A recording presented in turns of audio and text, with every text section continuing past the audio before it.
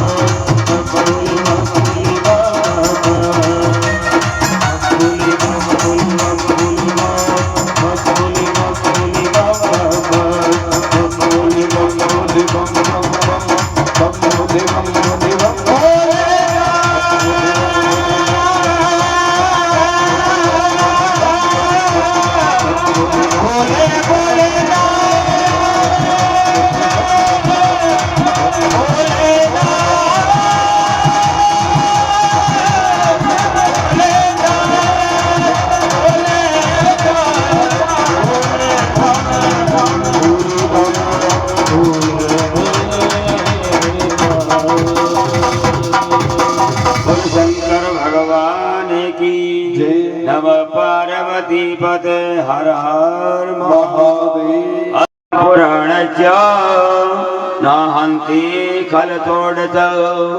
ऐसा बताया हजारों अश्वमेध यज्ञ करने से, सैकड़ों बाल पे यज्ञ करने से मनुष्य के लिए शिव पुराण की 16वीं कला के बराबर भी ये प्राप्त नहीं हो सकती।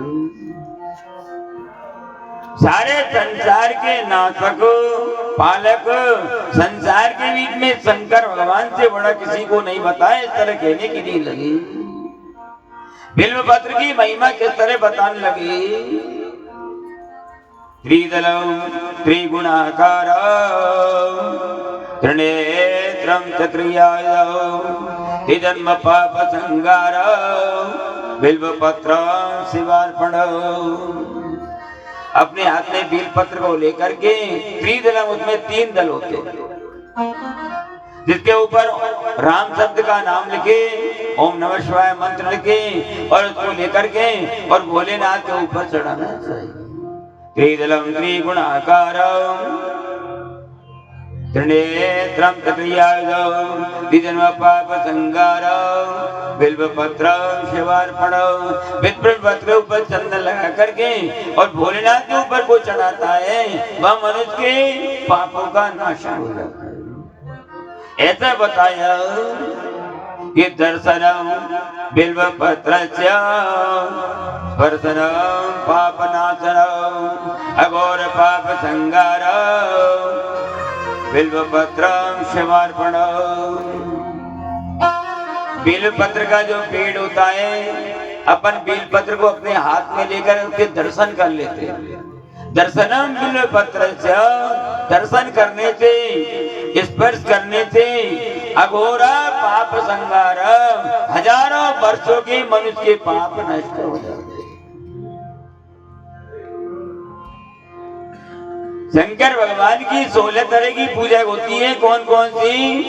पादयो पाद्य, हस्तयो अर्घ, मुखे आत्मनीय, सर्वांगे स्नानीय, वस्त्र गंधम यज्ञोपवीतम पुष्पम धूपदीप नैवेद्य, दक्षिणा प्रदक्षिणा प्रार्थना पूर्वकम नमस्करोमि। ये 16 तरह की पूजा से भगवान भोलेनाथ बड़े प्रसन्न होते हैं। आनंद पूर्वक शंकर ऊपर जाकर के कोई 16 तरह की पूजा करता है, वह मनुष्य के हजारों वर्षों के पापों का नाशन हो जाता है। जैसे एक रुई का ढेर होता है कि नहीं, जिसमें एक माचिस की तिलंगी लगा दो, सारा रुई का ढेर नष्ट हो जाता है। यही तरह यदि मनुष्य भगवान का नाम लेता है, भोलेनाथ का नाम लेता है, तो हजारों वर्षों के पापों का नाश हो जाता है। लेकिन पहले भी बताया कि विश्वासम फलदायक, विश्वास जरूर होना चाहिए। आज के युग में मनुष्य को विश्वास नहीं है। पहले भी लता औषधि से इलाज होता था, जड़ी बूटियों से इलाज होता था। पहले भी ये संजीवनी गोली है, नीम गिरो है, तुलसी दल पे खूब इलाज चलता था, खांसी जुकाम बुखार। लेकिन आजकल जब तक डॉक्टर के पास में जांच नहीं होगी, डॉक्टर की दवाई नहीं लगेगी, तब तक मनुष्य का इलाज नहीं हो सकता। नहीं, पहले भी वही मंत्र थे और वही औषधि थी, लेकिन जब से ये कोरोना निकला है, तब से भगवान शंकर की महिमा विशेष बढ़ती जा रही है। आप देखो, शिवालय के बीच में जाकर के देखिए, आप मंदिरों के बीच में कोई काली मिर्च चढ़ा रहा है, कोई काले आप तो यहाँ को टोटका करने वाले गाय का गौमूत्र भी भोलेनाथ पर चढ़ाने लग गए, गाय का गोबर भी चढ़ाने लग गए। ये प्रदीप मिश्रा जी ने जो बताया है टीवी में, वो सारी चीज ले जाके भोलेनाथ के मंदिर में जाकर के और टंटोट का करने के लिए लगी। लेकिन भोले बाबा की कोई फर्क नहीं पड़ता, भोलेनाथ तो बड़े दयालु है। कोई भोलेनाथ के ऊपर आग चढ़ाओ, कोई धतूरा चढ़ाओ, उसी से भोले बाबा प्रसन्न हो जाते हैं। भोलेनाथ के लिए नियम बता दिए, किस तरह जैसी भावना होती है उसमें पूजा हो जाती है। जो जैसी भावना लाया वो वैसा ही फल पाया, जो जैसी भावना लाया वो वैसा ही फल पाया, जो जैसी भावना लाया वो वैसा ही फल पाया। गा दिया संसार भोले बाबा ने, सुना दिया संसार भोले बाबा ने कर दिया माला माल वाले ने लुटा दिया भंडार काशी वाले ने लुटा माला माल भोले बाबा ने कर दिया माला माल काशी वाले ने।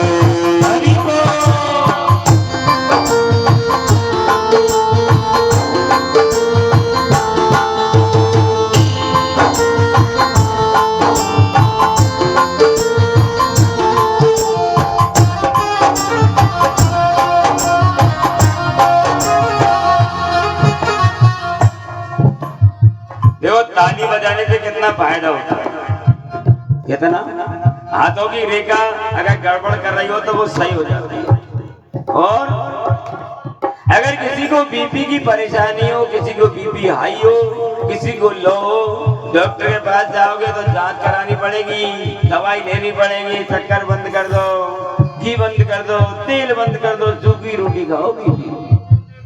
लेकिन भगवान के मंदिर में भगवान की कथा सुनने ले जाओ तो आपको ना तो दवाई की जरूरत है और न जात की किस चीज की, दोनों हाथों की ताली बजाने केवल आपको। लेकिन एक बात ध्यान रखना, ऐसा नहीं हो कि हाई की जगह लो और लो की जगह हाई का बटन दब गया नहीं तो सीधे ही साइड एक अटक गए। ध्यान रखना। लुटा दिया भंडार काशी वाले ने कर दिया माला काशी वाले ने लुटा दिया भंडार काशी वाले ने कर दिया माला काशी वाले ने। जैसी भावना लाया वो वैसा ही फल पाया, वो जैसी भावना लाया वो वैसा ही फल पाया। कहीं खाली उसे लुटाया वो मन ही मन हर्षाया, कहीं खाली उसे लुटाया वो मन ही मन हर्षाया। काशी वाले ने लुटा दिया भंडार काशी वाले ने कर दिया माला माल काशी वाले ने लुटा दिया भंडार काशी वाले भोले।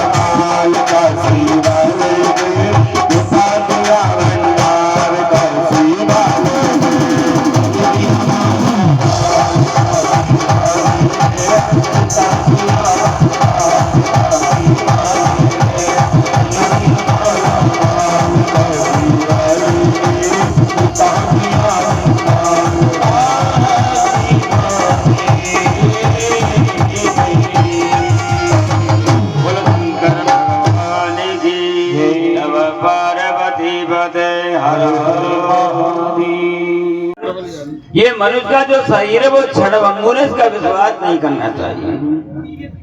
ये अपना जो शरीर है नहीं, ये क्षणभंगुर है, इसका कोई विश्वास नहीं करना चाहिए। आज है कल रहेगा या नहीं रहेगा। किस तरह क्षणभंगुर जी बन के कलिया, कल प्रात को जान खिली न खिली, मलिया चल की तुझ सी तलगल, सुगंध समीर चली न चली, कली काले कुठार लिए फिरता, तब नम्र से ओट जिली न जिली, डटले अरिनाम अरि रसना, काय अंत समय में मिली न मिली। ये मनुष्य का शरीर क्षणभंगुर है, इसका विश्वास नहीं करना चाहिए। आज है कल होगा, यह नहीं होगा। आनंद से पुराण की कथा को सुनते हुए सारे संसार को सम्य बना देना चाहिए। भगवान शंकर यदि कोई नाक को मूंझ ले, ये भोलेनाथ की आराधना करने वाले से प्रसन्न हो जाते हैं। ऐसा कहते हैं भगवान विष्णु और ब्रह्मा जी भक्त की परीक्षा लेते हैं। विष्णु भगवान क्या करते हैं, जैसे सुनार होता है कि नहीं, जो सोने को तपा करके और शुद्ध सोने को अलग करता है और मेल को अलग करता है, और उसके बाद भगवान प्रसन्न होते हैं। ब्रह्मा जी के कोई फर्क नहीं पड़े, ब्रह्मा जी तो जो तुम्हारी इच्छा वो करो। ब्रह्मा जी की अगर कोई दुष्ट भी आके ब्रह्मा जी की तपस्या करे तो केवल वरदान दे दे, तथास्तु तो भगवान विष्णु संभालेंगे पीछे। भाई कोई संकट आ जाए तो भगवान जाने, हमने दे दिया वरदान। और भोले बाबा कैसे, कोई नाक को मूंझो, कोई भगवान का नाम लो, आंख चढ़ाओ, धतूरा चढ़ाओ, वैसे भोलेनाथ भगवान भोलेनाथ की माया बड़ी विचित्र है। एक बार क्या हुआ, भोलेनाथ के सामने नारद जी बैठे हुए और नारद जी ने कही प्रभु आपकी माया में देखना चाहता हूं। ऐसा कहते हैं भोले बाबा की माया बड़ी विचित्र, आपकी माया देखना चाहता हूं। भोले बाबा ने की अगर माया को देखना चाहते हो तो एक काम करो, तुम संसार में घूमने चले जाओ। कि नहीं प्रभु मैं तो माया देखना चाहता हूँ, मुझे माया दिखाओ। भोले बाबा ने पल्ला झाड़ दिया कि तुम एक काम करो, भगवान कृष्ण के पास में जाकर के और भगवान से कहो भाई मैं माया के दर्शन करना चाहता हूँ। नारद जी चले भगवान के पास में गए, प्रभु प्रणाम। बोलो नारद जी कैसे है प्रभु, आपकी माया, भोले बाबा की माया, उसके दर्शन भोलेनाथ ने मना कर दिया, लेकिन आप दिखाओ माया कैसी होती है। भगवान ने कहा चलो। अब भगवान नारद जी को लेकर के और संसार के बीच में घूमते हुए पहुंचे तो नारद जी को तो वहीं छोड़ दिया और नारद जी के साथ में भगवान अर्जुन को लेकर के और यमुना महारानी के बीच में स्नान करने को चले गए, क्योंकि अर्जुन की भी इच्छा हो रही है दर्शन करने की माया की। संसार में ऐसा कोई प्राणी नहीं जिसको परमात्मा की माया नहीं लगी हो, कि नहीं को अस जन्मा जग माई, नहीं को आसा प्रभुता पाही ताहि मत नाहि, प्रभुता पाही ताहि मत नाहि, नहीं को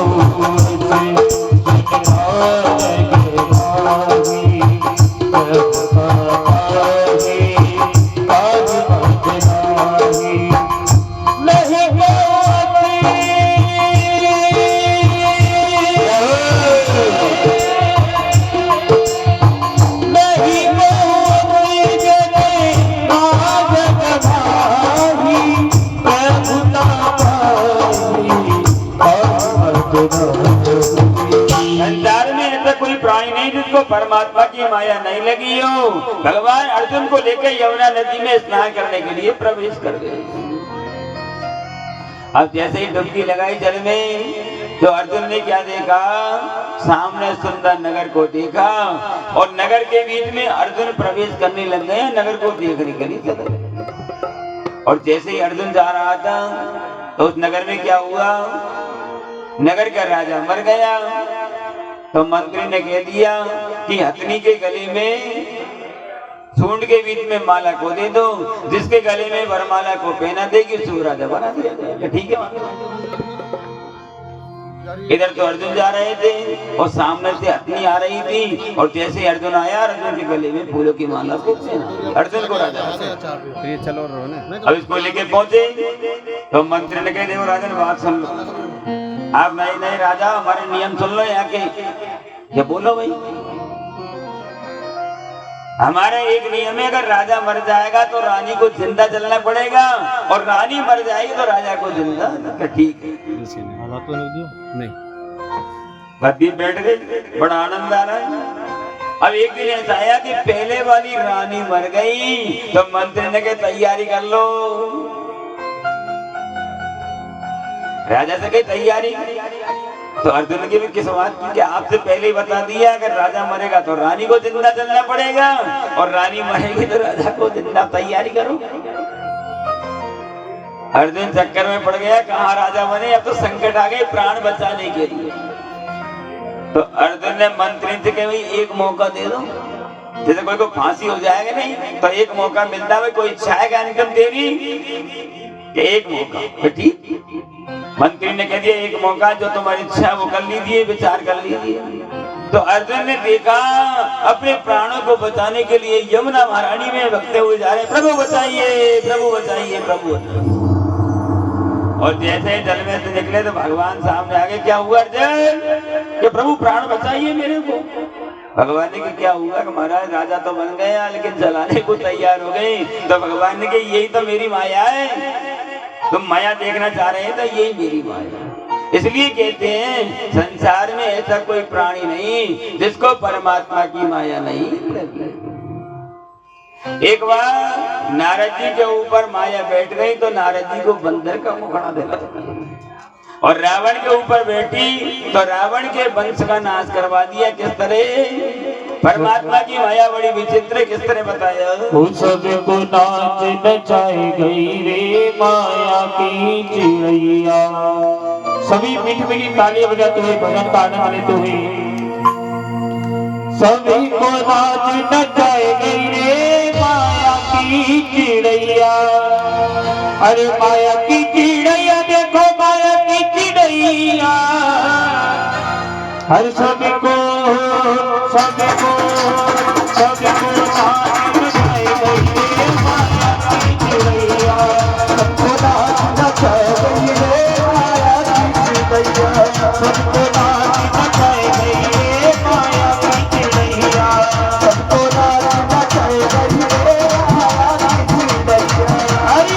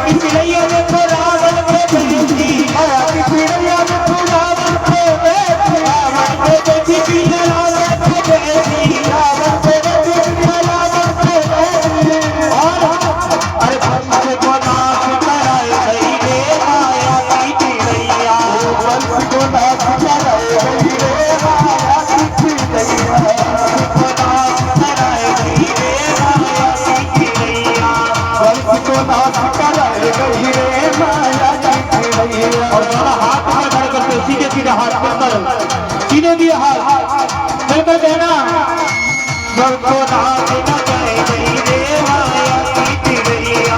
वंश को नाश कराए गई रे माया की चिड़ैया। माया की चिड़ैया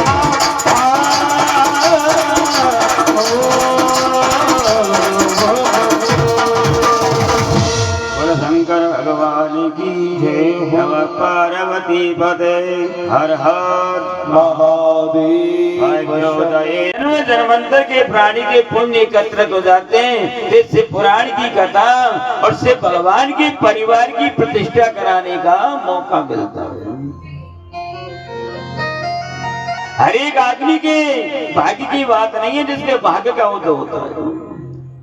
जन्म जन्मांतर के प्राणी के पुण्य एकत्रित हो जाते हैं, तब से पुराण की कथा और शंकर भगवान की प्रतिष्ठा कुआं निर्माण कराने का मौका मिलता है।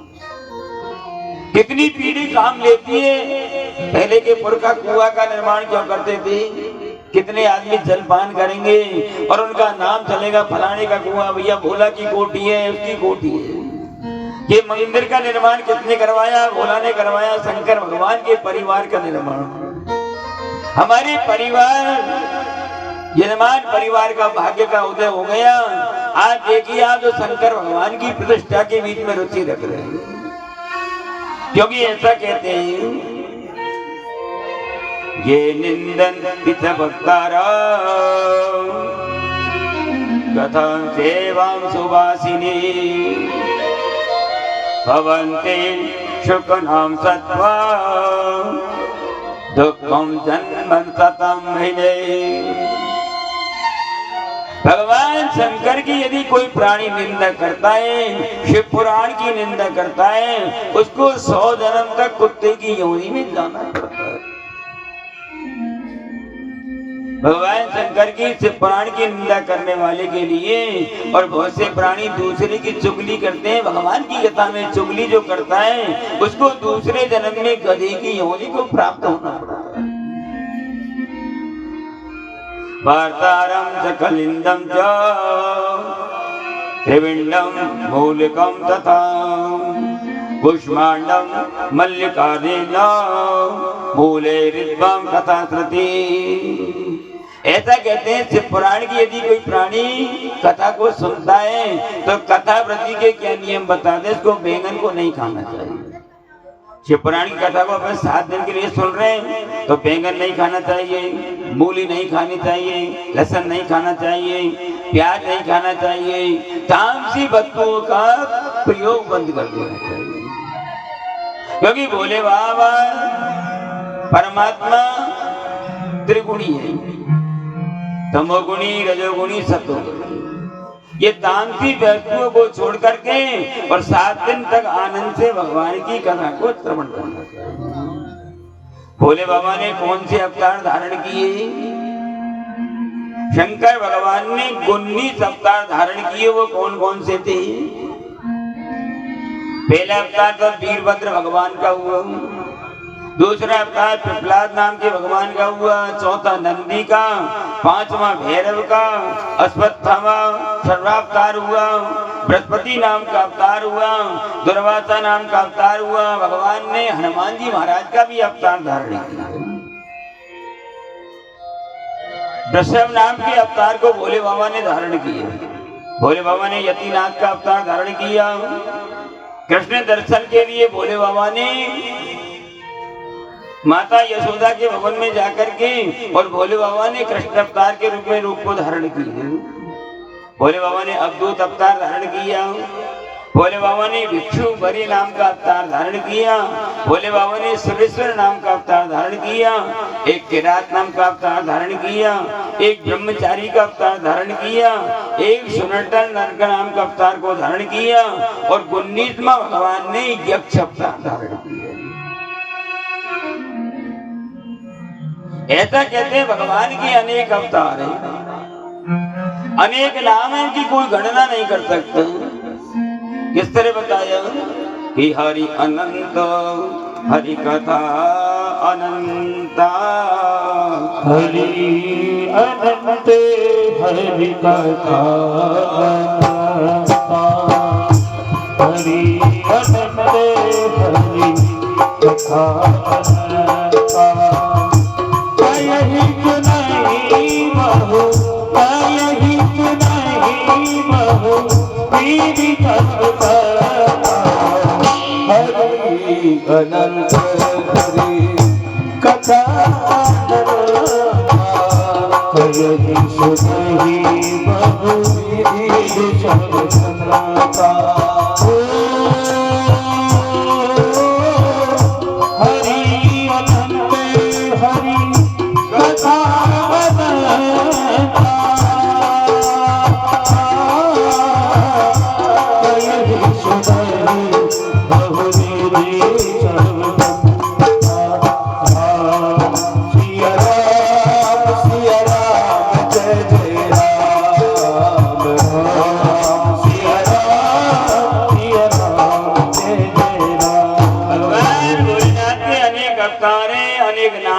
को गणना नहीं कर सकता। जैसे अपन रात्रि के समय आकाश के बीच में तारों को गिन नहीं सकते, बरसात में धूली के कणों को बूंद को नहीं गिन सकते, आंधी के कणों को प्राणी नहीं गिन सकते, यही तरह भगवान भोलेनाथ के अनेक अवतार अनेक नाम इनकी कोई गणना नहीं कर सकता। शिव पुराण की कथा में बताया कि मनुष्य को कोई चीज में लिप्त नहीं होना चाहिए,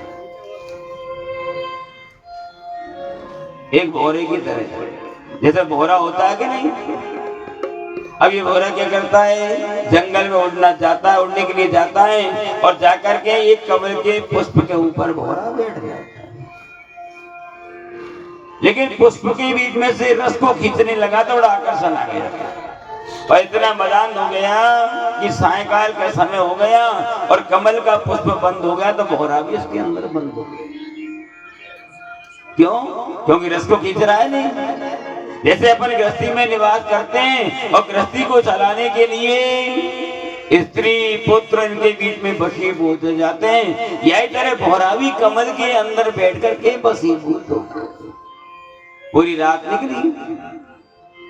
अब ये भौरा क्या विचार करने लगा कि रात्रिर्गमे क्षति भवे क्षति सो प्रभात वच्वानवेक्षति हते क्षति पंकज श्रिय। कमल के अंदर भौरा बैठा हुआ है, जबकि भौरा चाहता तो लकड़ी को भी काट सकता, वो तो कमल के फूल थे, लेकिन भौरा तो आकर्षण हो गए रस को खींचने के बीच में और क्या विचार करने लगा कि रात का समय निकल गया है, प्रातःकाल सूर्य भगवान निकलेंगे और ये कमल का पुष्प खिलेगा और मैं यहाँ से उड़ करके जंगल में चला जाऊंगा।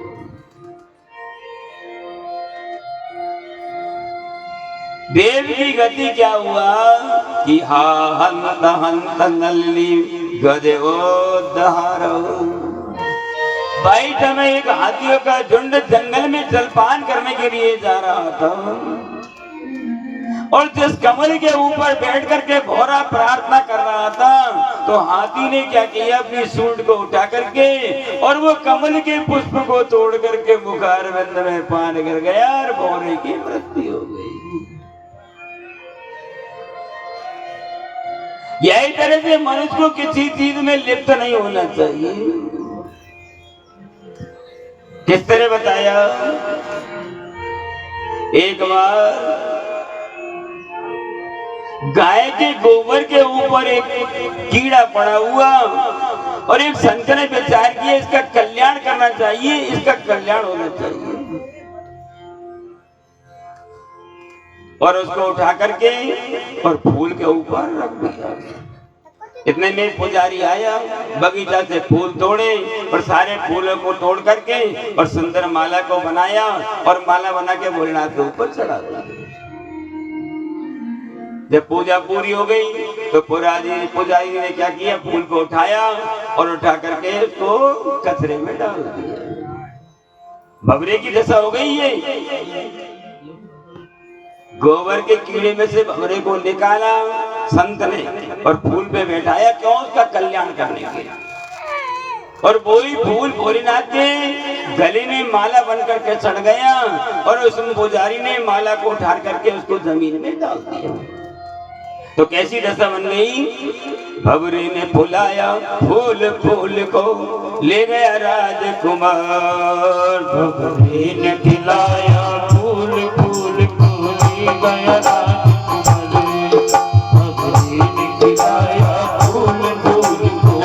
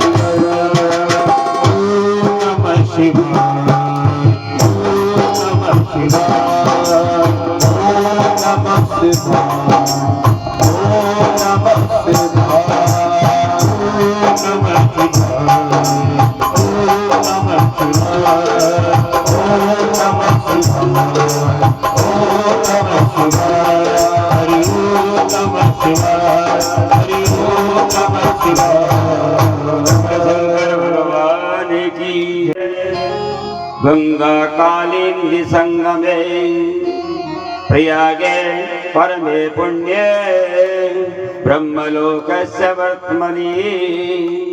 एक बार व्यास जी महाराज कह रहे हैं, प्रभु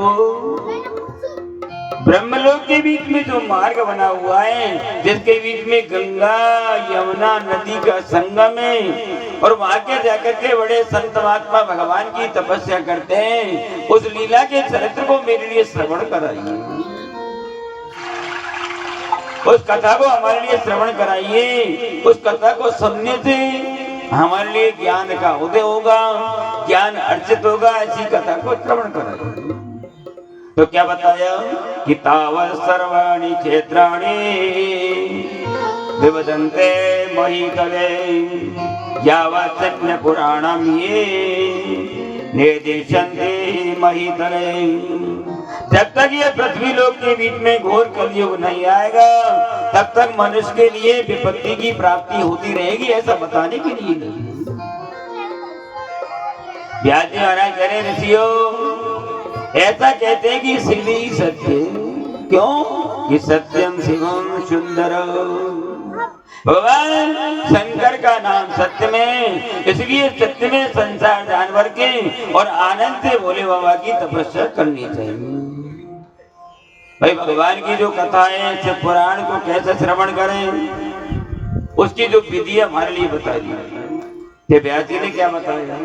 भाई पूरब काल के बीच में एक पाराशर नाम के ऋषि थे, जिनके पुत्र थे व्यास जी महाराज। अब व्यास जी महाराज सुंदर नदी के किनारे जाकर के तपस्या कर रहे थे और तपस्या करते हुए उन्होंने क्या देखा, उसी नदी के किनारे पर सनत कुमार नाम के ऋषि आ गए। अपने आसन से उठे, उनको प्रणाम किया। ये सनत कुमार नाम के ऋषि कौन है? भगवान के अवतार है ये। भागवत में बताया कि नहीं, सनक सनंदन सनत कुमार नाम के ऋषि। एवं प्रथम सकार कौमार सर्ग संस्थित। सनकादिक नाम के ऋषि की कैसी अवस्था है? 5 वर्ष की। ये भगवान के वैकुंठ में दर्शन करने जाते थे। अब एक बार दर्शन करने जा रहे थे तो भगवान के द्वारपाल थे, देवदेव ने रोक दिया। सनकादिक नाम के ऋषि ने श्राप दे दिया, 3 जन्म तक आसुरी योनि को धारण करोगे। द्वारपाल हरि के प्रिय दो, द्वारपाल हरि के प्रिय दो, जय और विजय पाल सबको, जय और विजय पाल सबको, द्वारपाल हरि के प्रिय दो, जय और विजय पाल सबको। सनकादिक नाम के ऋषियों ने श्राप दे दिया, 3 जन्म तक आसुरी योनि को धारण करोगे। पहले जन्म में हिरण्याक्ष हिरण्यकश्यप नाम के दैत्य बनोगे। दूसरे जन्म में रावण और कुंभकर्ण नाम के दैत्य बनोगे। और तीसरे जन्म में शिशुपाल दंत वक्र के नाम के दैत्य बनोगे। और भगवान तुम्हारा कल्याण करेंगे। जब ये दरवाजे पे पहुंचे तो 6 दरवाजे को पार तो कर लिया, 7वें पे जाने नहीं दिया। ब्राह्मण देखा, ब्राह्मण क्रोध आ रहे, दुष्टो भैया तो वैकुंठ है, वैकुंठ में तो कोई क्रोध की भावना ही नहीं होनी चाहिए। क्योंकि वैकुंठ में क्या बताया कि विप्र प्रसाद हरणी धरोह। जब भगवान को मालूम चल गया कि ब्राह्मणों ने द्वारपालों को श्राप दे दिया तो भगवान सिंहासन से उठ के खड़े हो गए और ब्राह्मणों से कह रहे हैं आपने अच्छा किया इनको श्राप दिया। तो भगवान क्या कहते हैं कि विप्र प्रसाद धरणी धरोह, विप्र प्रसाद कमल बरोह। भाई मैंने ब्राह्मणों के आशीर्वाद से रूप धारण कर लिया। भगवान विष्णु सनत्कार नाम के ऋषियों के सामने खड़े हुए और इस तरह कह के भगवान चले गए। और इधर बताया कि सनत्कार के नाम के ऋषि आ गए। व्यास जी महाराज उनके चरणों में गिर गए, प्रभु कल्याण का रास्ता बनाने के लिए भगवान की कथा को श्रवण कराइए। उन्होंने बताया देखो सौनक नाम के ऋषियों ऐसा कहते हैं कि मनुष्य का जो परम धर्म क्या है वो सारी कथा को आप श्रवण करना चाहिए कि धर्म क्या चीज है और अधर्म क्या चीज है। भाई 2 चीज होती है, धर्म और अधर्म। तो धर्म तो क्या बताया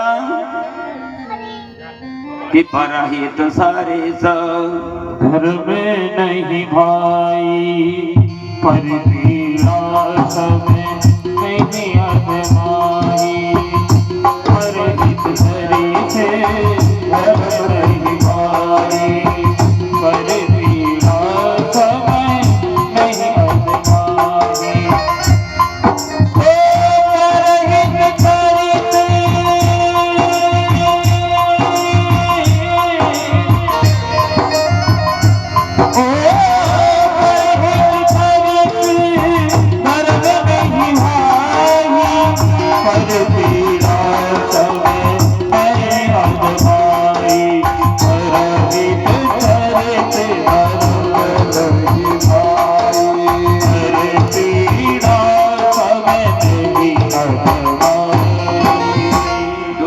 के लिए परोपकार करना सबसे बड़ा धर्म बताया और दूसरे की आत्मा को ठेस पहुंचाना सबसे बड़ा अधर्म बता दिया। भाई अपन से कोई चीज नहीं बन सके तो दूसरे की आत्मा को नहीं दुखाना चाहिए। जैसे अंतकार होता है कि नहीं, भिखारी आटा मांगने के लिए घर घर जाता है। अगर आपके पास में नहीं है तो नहीं देना चाहिए, लेकिन आप शब्द नहीं कहना चाहिए। ये अंतकार क्या करता है, गांव में आटा मांगने जाता है तो अपन 2 चौटी लाके आटा उसकी झोली में डाल देते हैं तो अपने हाथ का पाप निकलता है। और जिस दरवाजे पर पहुंच गया और जिसने उसकी सेवा नहीं करी तो वो क्या करता है, पूरे गांव के पापों को ला करके और उसी के मकान पर छोड़ करके चला जाता। कटु वचन नहीं कहने चाहिए। क्यों? क्योंकि भगवान की आत्मा को बड़ी ठेस पहुंचती है, उसके लिए दुख देते हैं, उसके लिए कष्ट देते हैं, पीड़ा देते हैं।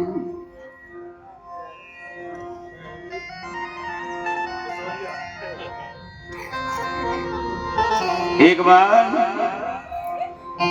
नारद जी ने कही, प्रभु मैं संतों के दर्शन करना चाहता हूं और संत दर्शन मैंने कर लिए तो संत दर्शन से क्या फायदा मिलता है ये बताओ।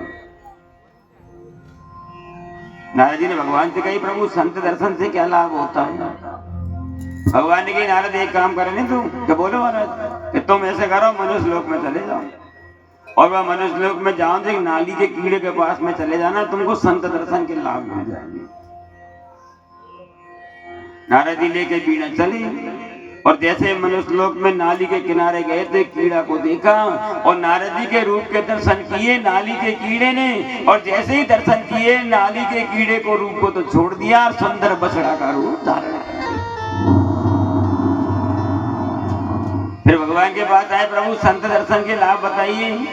भगवान की वहां चले जाओ मनुष्य लोग और वो बछड़े से पूछ रहे ना। नारद जी फिर घूम के आए और बछड़े के सामने जैसे ही नारद जी गए और नारद जी ने बछड़े को अपना रूप दिखाया और बछड़े ने बछड़े के रूप को तो छोड़ दिया और सुंदर राजकुमार का रूप धारण किया। भगवान जी कही, महाराज दर्शन तो बताओ कि उसी राजकुमार से जाके पूछिए। और फिर राजकुमार के पास में आए तो राजकुमार ने कही, महाराज मेरी बात तो सुनो, आप पूछ रहे हो संत दर्शन के लाभ। पहले में एक नाली का कीड़ा था और आप संत थे और मैंने जैसे आपके दर्शन किए तो वो बछड़े का रूप बन गया और बछड़े के रूप में आपके दर्शन किए तो मैंने सुंदर राजकुमार का रूप धारण कर लिया।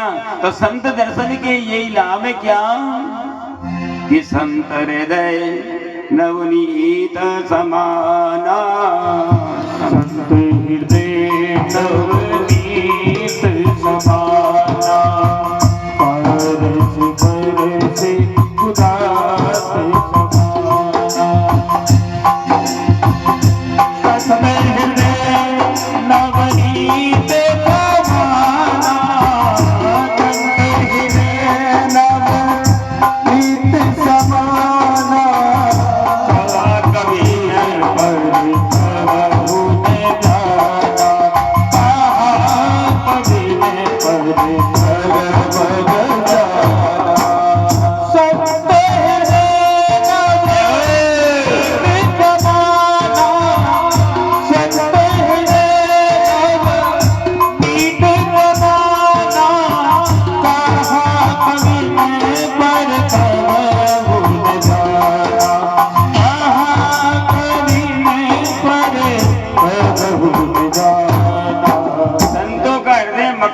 समान होता है। जैसे मक्खन पिघल जाता है यही तरह संत महात्माओं का हृदय भी पिघल जाता है। भागवत में बताया जिस समय के बीच में दासी पुत्र नारद जी संत बाबाओं को देख रहे थे बालक लोग। ये नारद जी महाराज भागवत में बता रहे हैं अपने पूरे जन्म की कथा। किनको? व्यास जी को। क्योंकि व्यास जी ने 6 शास्त्र पुराण बनाए लेकिन व्यास जी के मन को शांति नहीं मिली। नारद जी आ गए तो व्यास जी ने के महाराज मन को शांति तो नहीं मिल रही है। आज का युग है मनुष्य को शांति नहीं है। चाहे 1 करोड़ रुपए हो जाए तब भी शांति नहीं है। एक मकान में 4 मकान मंजिल बन जाए तब भी शांति नहीं है। एक गाड़ी नहीं 5 गाड़ी हो जाए तो भी मनुष्य को शांति नहीं है। यही तरह व्यास जी को शांति नहीं मिली। 17 पुराण बना दिए लेकिन मन को शांति नहीं मिली। नारद जी कहे महाराज कोई शांति को रास्ता है? नारद जी के देखो मेरी बात सुनो ध्यान से, बोलो महाराज कि पहले के जन्म में मैं दासी का पुत्र था। अब मेरी मैया क्या करती, एक ब्राह्मण के घर जाती दासी का काम करती थी। अब एक दिन ब्राह्मण के भवन में 2, 4, 5 संत बाबा आ गए तो ब्राह्मण की प्रभु मैं सेवा करूंगा, चतुर्मास यही करो, 4 महीना यही के। ठीक है भैया। अब क्या करते हैं, मेरी मैया क्या करती है, उन संत बाबाओं की सेवा करती है। अब मैं तो छोटा सा बालक था, तो मेरी मैया के साथ साथ मैं भी चला जाता। जैसे गांव में नौतो आए कि नहीं, तो छोटे छोटे बालक है, मैया हम भी चलेंगे, जिम भी हम भी चलेंगे, क्या करें, मैं भी चला जाता। अरे संत महात्मा जब पत्तल में भोजन कर लेते नहीं, तो उनकी जो छोटी मोटी झूठन बचती उसको मैं खा लेता। अब एक दिन क्या हुआ, मेरी मैया वहीं बैठी और मैं भी वहीं बैठा हुआ। तो मैंने कहा बाबा बाबा मैं महात्मा बनूंगा। नारद जी ने कही उनसे बालक रूप में, कौन से महात्मा से मैं महात्मा बनूंगा। मैया ने सुनी कि अरे लाला क्या कह रहा हो, तुम महात्मा बनेगा। अब मैया के नेत्रों में जल की धार बह रही है, बाबा मेरा तो एक ही बेटा है, बाबा मत बना दीजिए, मेरी कौन देख रेख करेगा, मेरा तो एक ही लाला है। अब ये रुदन करे तो बाबा ने कहा तू चिंता मत करे, हम महात्मा नहीं बना रहे, तेरा बेटा कह रहा हूँ महात्मा बनने का। नहीं बाबा तुम्हारे हाथ जोड़ू, बाबा मत बना। अब नारद जी हट पकड़ गए, बालक रूप में तो थे। नारद जी ने कहा मैं तो महात्मा बनूंगा, महात्मा बनूंगा। जैसे भगवान कृष्ण बालक रूप में नहीं कहे नहीं मैं चंद्र खिलौना लूंगा, चंद्र खिलौना लूंगा, तो हट पकड़ लेते। क्योंकि बाल रूप और स्त्री हट, एक तो बाल हट होता है, एक स्त्री हट। स्त्री हट भी ऐसा ही होता है। अगर स्त्री हट जाए नहीं कि नहीं तू इसके नहीं जाएगा तो नहीं जाएगा, और जाएगा तो हमेशा का फंदा कट जाएगा, ध्यान रखना। इसलिए बाल हट और स्त्री हट दोनों एक ही समान।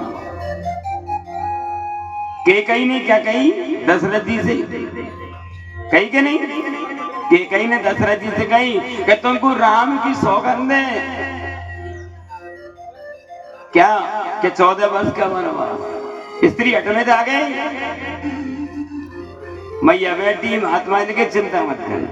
अब ये महात्मा जा रहे तो नारद जी तो बैठ गए, नहीं महात्मा बनूंगा। तो नारद जी को समझाया बेटा घर में मैया बाप की सेवा करना यही सबसे बड़ा पुण्य का काम है। महात्मा जी किस तरह समझा रहे थे कि माता पिता की सेवा तू कर ले रे नादा, जैसा कर्म करेगा वैसा फल देगा भगवान। जैसा कर्म करेगा फल देगा भगवान। पिता की सेवा तू कर ले रे दादा, पिता की सेवा तू कर ले रे दादा।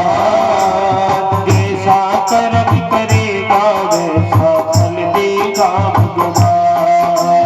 जैसा कर्म करेगा वैसा फल देगा भगवान।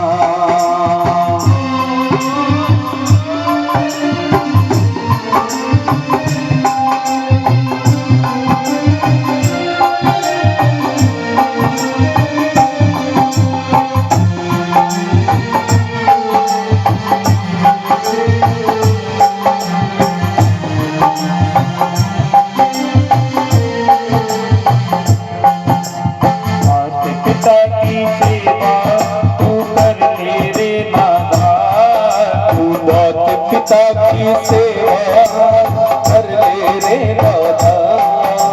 जैसा कर्म करेगा वैसा फल देगा भगवान। जैसा कर्म करेगा वैसा फल देगा भगवान।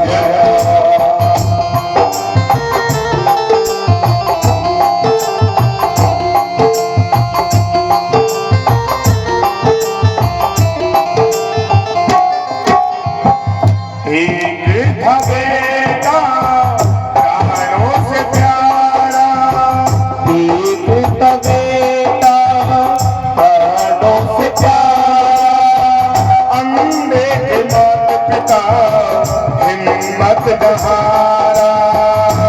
एक था बेटा प्राणों से प्यारा, अंधे के माता पिता हिम्मत न हारा।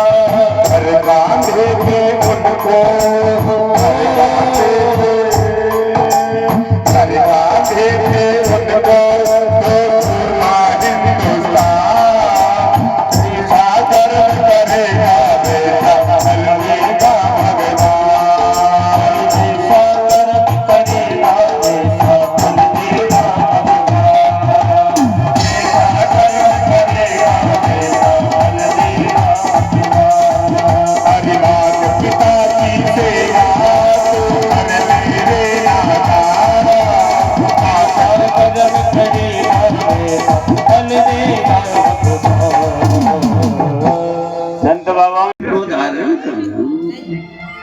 चार आश्रम होते हैं, कौन कौन से? एक तो ब्रह्मचर्य आश्रम, एक गृहस्थाश्रम, वानप्रस्थ आश्रम और चौथे का नाम है संन्यास।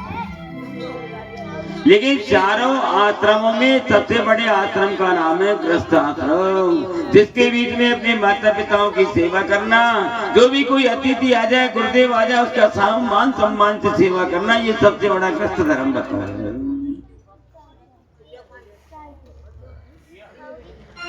व्यास जी महाराज ऋषियों के लिए बार बार में इस तरह की भगवान की कथा को श्रवण कराने लगे और व्यास जी महाराज ने कह दिया कि कर्मणा देवनेत्रेण जंतुर्देहो प्रपत्तयो।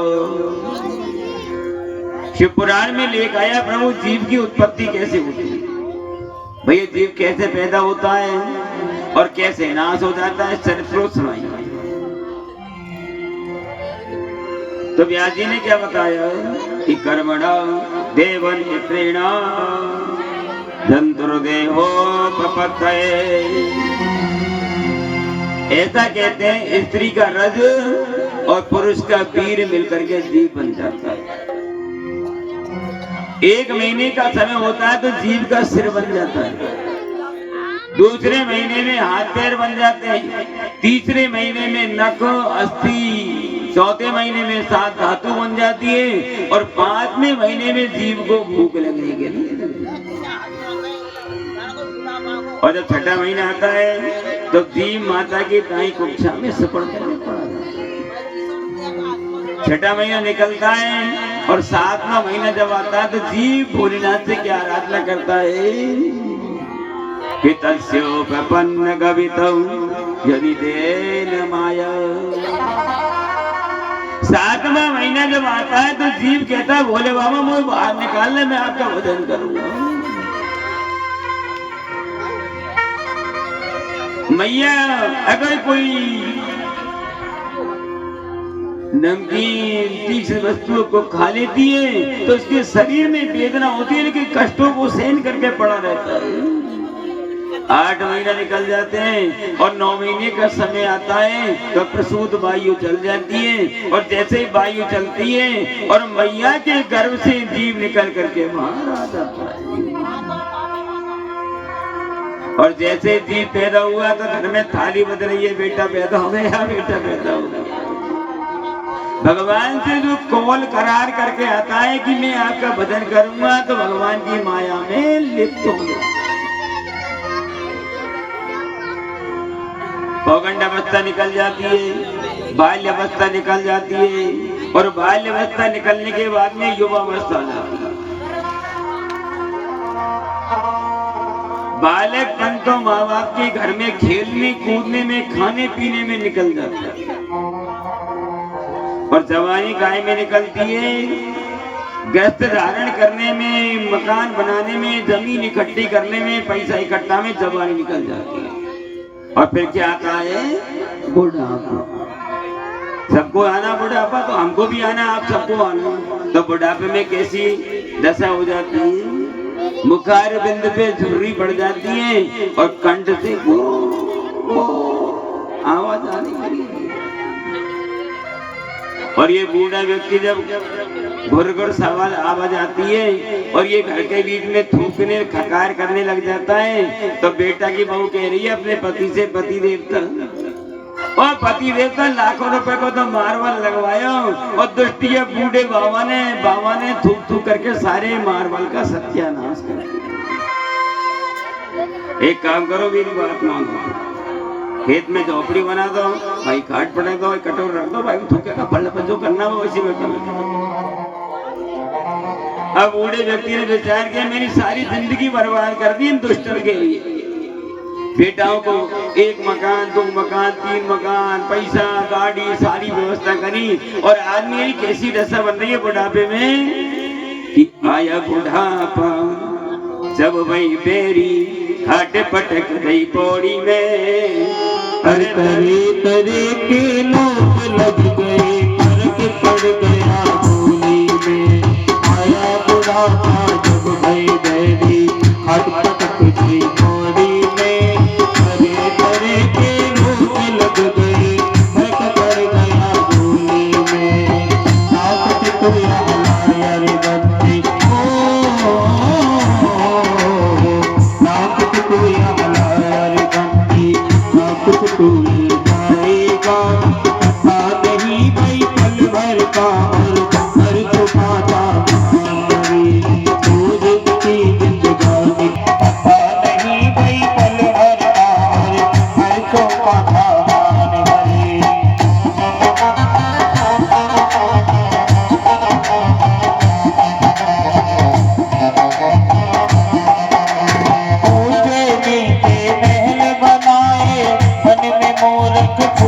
रहा, ऊंचे नीचे महल बनाए, मन में मूर्ख फूल रहा।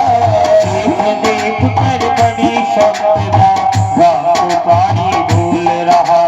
देख देख कर कुटुंब संपदा, गाँव पानी भूल रहा।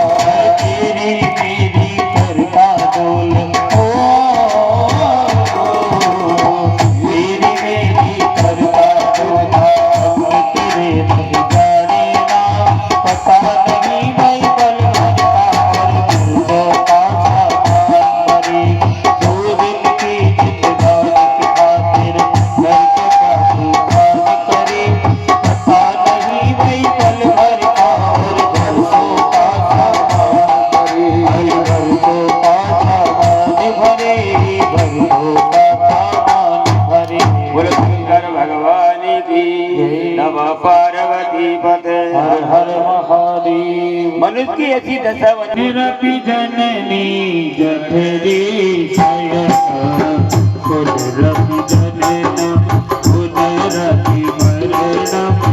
पुनरपि जननी जठरी शयन। भगवान भोलेनाथ ने बताया कि पुनरपि जननम, पहले तो जन्म को लेता है, बाल्यावस्था निकलती है, पौगंड अवस्था निकलती है, जवानी निकलती है, बुढ़ापा आता है। और जब बुढ़ापा आए तो भगवान भोले बाबा से बाबा, भोले बाबा के बोल कि एक बार बुढ़ापे से मुक्ति दिला दे, मैं तेरा भजन करूंगा। बुढ़ापे से मुक्ति दिला दे, मैं आपका भजन करूंगा। भोले बाबा ने कहा दुष्ट, तो तू मैया के गर्भ में पड़ा हुआ नहीं, बाटे में भी यही कही कि मुझे निकाल दो, मैं भजन करूंगा। नहीं नहीं नहीं नहीं, तो क्या बताया सबसे बड़ा सुख कि पुनरपि जननम पुनरपि मरणम पुनरपि जननी जठरी संजय। ये संसारे अति विस्तारे, माया पारे पाई मुरारी। भज गोविंदम भज गोविंदम गोविंदम भज गूढ़मति। भज गोविंदम भज गोविंदम गोविंदम भज गूढ़मति। अरे दुष्ट प्राणी, केवल भगवान का भजन करेगा तो कल्याण होगा, बाकी सारी संसार की वस्तु नाशवान इसके चक्कर में। पुनरपि जननम पुनरपि मरणम, पुनरपि जननम पुनरपि मरणम। पुनरपि जननी जठरी शयनम। भज गोविंदम भज गोविंदम गोविंदम भज मूढ़मति। गोविंदम भज मूढ़मति, भज गोविंदम भज मूढ़मति। पुराण में बताया, उसको समझा रहे भैया, केवल भगवान का भजन कर कल्याण होगा, अंतर संसार में सब नाशवान है। ये सारी स्वार्थ की प्रीति है। ये बेटा नाती पोता मकान जायदाद सब स्वार्थ के तो है। अगर बेटा को पैसा नहीं है तो क्या किया डोकरा ने, न कोई मकान बनाया, न कोई जमीन, न पैसा का कोई काम करिए, न कुछ भी घर मान लिया। तो कोई कहे कि नहीं, अरे तू दे बड़ी बड़ी बात कर रहा, तूने मकान नहीं बनाया, काई गिरा तू रे। इसलिए कहते हैं कि सुर नर मुनि जन के ये रीति। स्वार्थ लाग करहि सब प्रीति। सुर नर मुनि जन की यह रीति। स्वार्थ लाग करहि सब प्रीति। सुर नर मुनि जन की यह रीति। सुर नर मुनि जन की यह रीति। स्वार्थ लाग करहि सब प्रीति। स्वार्थ लाग करहि सब प्रीति। संसार में सारी स्वार्थ की प्रीति लगी आ रही है, लेकिन संसार में कोई किसी का नहीं। एक छोटा सा दृष्टांत याद आ गया कि संसार में कोई किसी का नहीं है। एक बार क्या हुआ महाराज, यह शिक्षा बाट है कि नहीं, प्रेमापुरा गांव, और डोंगरी वाला बालाजी है। तो बालाजी का बाबा बड़ा खतरनाक है, गए कि नहीं बालाजी पे, तुमको तो फेंक दे ताम जाता ढोला बोला एक सहज भावना में आदमी पहुंचो बन के बाबा राम राम राम राम धंधा के पड़े